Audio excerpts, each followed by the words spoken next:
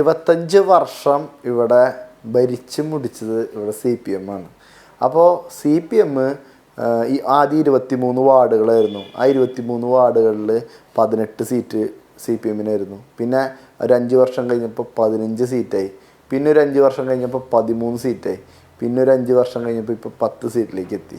അപ്പോൾ CPM-ൻ്റെ ഈ വളർച്ച കഴിഞ്ഞ 25 വർഷം കൊണ്ട് ജനങ്ങൾക്ക് മനസ്സിലാവുന്ന ഒരു കാര്യമാണ്.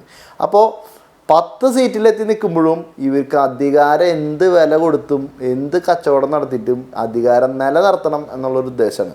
കാരണം ഇവിടെ 10 സീറ്റ് CPM-നുള്ളപ്പോൾ 8 സീറ്റ് കോൺഗ്രസിനും 2 കോൺഗ്രസ് വിമതരും ഉണ്ട്. അപ്പോൾ ഈ കോൺഗ്രസ് വിമതർ സത്യപ്രതിജ്ഞാ സമയത്ത് തന്നെ കോൺഗ്രസ്സായിട്ട് ഏകദേശം ലയിച്ച മട്ടിലായിരുന്നു. അങ്ങനെയാണെങ്കിൽ 10-10 എന്നുള്ള നിലയിലാണ് നിൽക്കുന്നത്.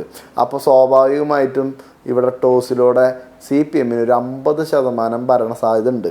പക്ഷേ CPM-ൻ്റെ ഉദ്ദേശം ഭരണ തുടർച്ചയാണ്. കാരണം ഇവരല്ലാതെ വേറൊരാൾ ഇവിടെ ഭരണത്തിലെത്തിയാൽ പല അഴിമതി കഥകളും പുറത്തു വരുന്നുള്ള ബോധ്യം CPM-നുണ്ട്. ബോധ്യം മാത്രമല്ല, ആ ഒരു പേടിയും CPM-നുണ്ട്.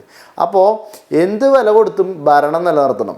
അതിന് ആദ്യം കച്ചവടം സ്റ്റാർട്ട് ചെയ്തു. അതായത് ഒരു കോൺഗ്രസ് വിമതൻ. ഈ കോൺഗ്രസ് വെറും ഒരു കോൺഗ്രസ് വിമതനല്ല. കാരണം കഴിഞ്ഞ 5 വർഷം കഴിഞ്ഞ ടൈമിലെ UDF-ൻ്റെ പ്രതിപക്ഷ നേതാവായിരുന്നു ഈ ഔസേപ്പ് എന്ന് പറയുന്ന മെമ്പർ.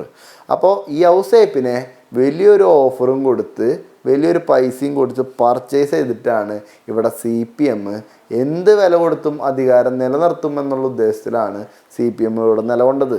അപ്പോൾ പറഞ്ഞു വന്ന കാര്യം എന്താണെന്ന് വെച്ചാൽ 25 വർഷം ഭരിച്ച CPM-ന് ഇവിടെ ഒരു പ്രസിഡന്റ് സ്ഥാനാർത്ഥി ഇല്ല. അത് നമ്മുടെ കേരളം ചർച്ച ചെയ്യേണ്ട ഒരു കാര്യമാണ്. കാരണം എന്താണെന്ന് വെച്ചാൽ ഇവരുടെ ഭരണ മികവും എല്ലാം ഇവർ പറയുന്നുണ്ടല്ലോ. അങ്ങനെയാണെങ്കിൽ എന്തുകൊണ്ട് CPM ആർക്ക് വോട്ട് ചെയ്തു?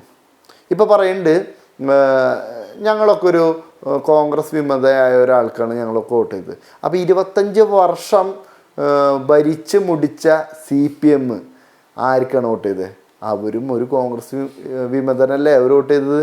അപ്പോൾ ആളെ പർച്ചേസ് ചെയ്തതോടുകൂടി CPM ആണ് ഇവിടെ ഈ കച്ചവടം കാര്യങ്ങളൊക്കെ ഇവർ നടത്തിയേക്കുന്നത്.